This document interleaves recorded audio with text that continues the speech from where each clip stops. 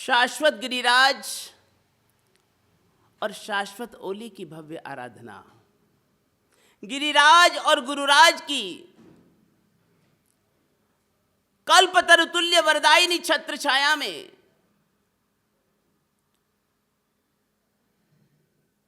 शाश्वत ओली नवपद की आराधना का आपको स्वर्णिम अवसर मिला है।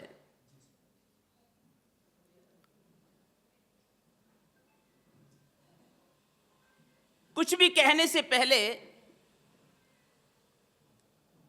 हम पर्व को समझ लें। पर्व यानी क्या? पर्व की परिभाषा क्या है? पर्व शब्द का अर्थ क्या है? पर्व हमें क्या कहना चाहता है? पूरणात् पर्व धर्मोपचय हेतुत्वाद धर्म पूरणम पर्व इति भावना।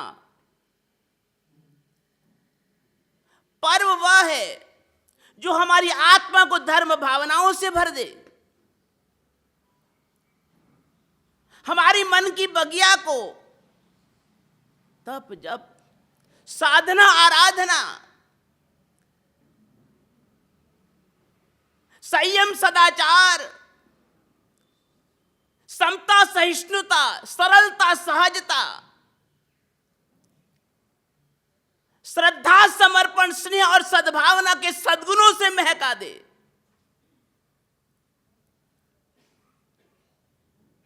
हमें शरीर भाव से ऊपर उठकर आत्म भाव की ओर, विभाव से स्वभाव की ओर,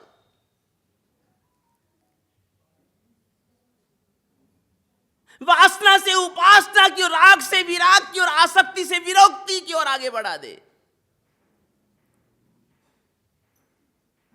जो हमारे आत्मा के भीतर प्रसुप्त परमात्मा तत्व को जागृत कर दे, उसे पर्व कहा जाता है।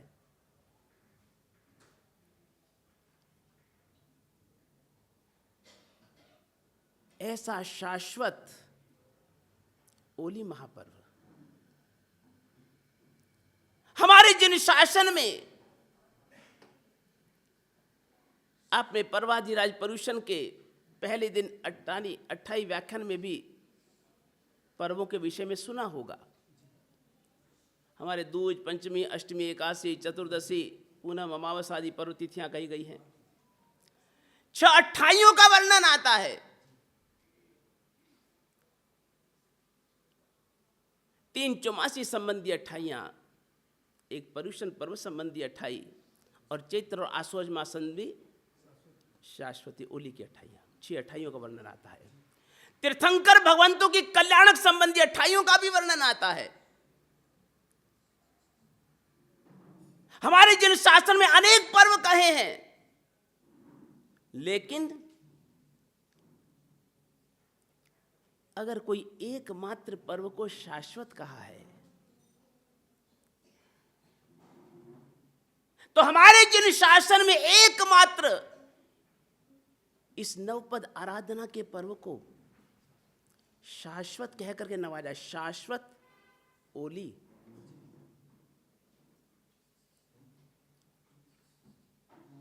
इसको शाश्वत कहने के पीछे कारण क्या? और अन्य जितने भी पर्व हैं, चाहे वो पर्युषण भी क्यों ना हो, वह शाश्वत नहीं कहा गया।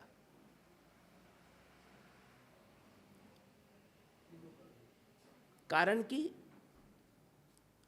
अन्य जितने भी पर्व हैं, जितने भी 28 हैं, उन सभी की आराधना केवल भरत और ऐरावत क्षेत्र में, और वह भी जब तक तीर्थंकर भगवंतों का शासन है, और उसमें भी प्रथम और अंतिम तीर्थंकर, प्रथम और अंतिम तीर्थंकर भगवंत के शासन काल में इन पर्व तिथियों की 28 आदि पर्वों की आराधना की जाती है। महाविद्य क्षेत्र में इनकी आराधना नहीं होती।